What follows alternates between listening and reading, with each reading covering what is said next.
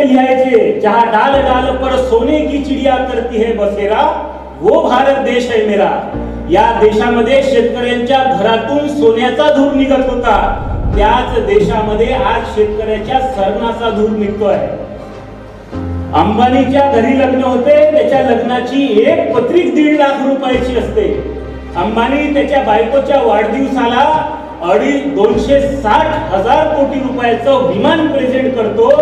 त्याच देशामध्ये महागाव तालुक्यातल्या यवतमाळ जिल्ह्यातला साहेबराव करपे नावाचा शेतकरी 12व्या वर्गात शिकणाऱ्या पोरींची परीक्षा फी भरायला पैसे नाही म्हणून शर्मेनं विष कालवतो आणि आत्महत्या करतो।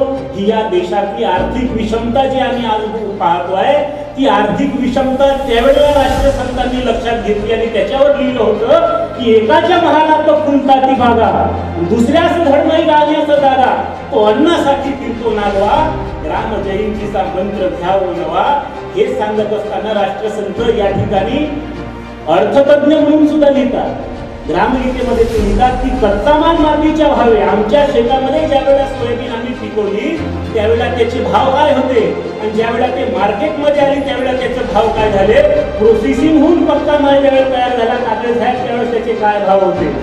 आम्ही पिकवलेला कापूस, आमच्या पराठीचा एक धागा तुझ्या खादीत आहे रे, पण तरी कसं पिकवणाऱ्याचं नाव दारिद्र्य रेषेच्या यादीत आहे रे।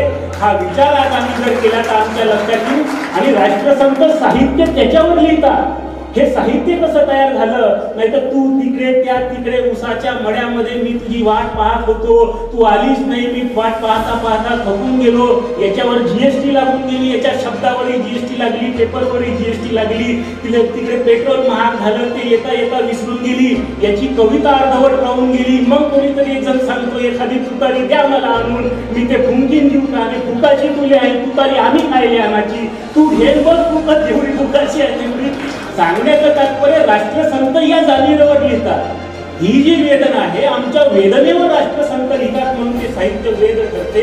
महाराज त्याच्यावर काय लिहितात की कच्चा माल मातीच्या भावे, पक्का होता चौपटीने घ्यावे, त्याने ग्रामजन कैसे सुखी व्हावे, पिकवूनही ते उपवासी। आणि म्हणून राष्ट्रसंत आम्हाला साहित्य कशाला म्हणावं, साहित्य म्हणजे आम्हाला आमच्या जीवनाचा मार्ग दाखवणारा खरा मार्गदर्शक म्हणजे साहित्य आहे।